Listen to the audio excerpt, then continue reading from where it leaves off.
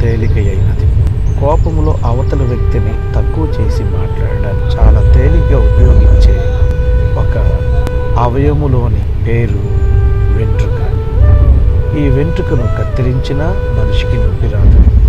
ఈ వెంట్రుక దానంతట దాని ఊడిపోయినా మనిషికి నొప్పి అనిపించదు, పెద్దగా లెక్కగా ఉండదు. అయితే మన సృష్టికర్త అయిన దేవుడు ఆ తల వెంట్రుకలను సహితము లెక్కించి ఉన్నాడు అని వాక్యం అంటుంది.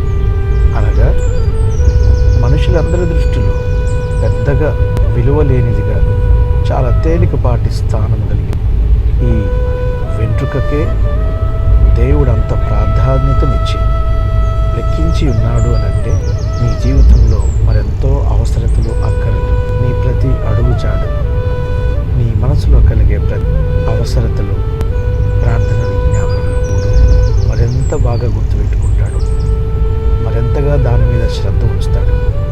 అందుకే నీ పట్ల శ్రద్ధ వహించు దేవుడు ఉన్నాడు కనుక నీవు భయపడవద్దు. మన ప్రభు అయిన యేసు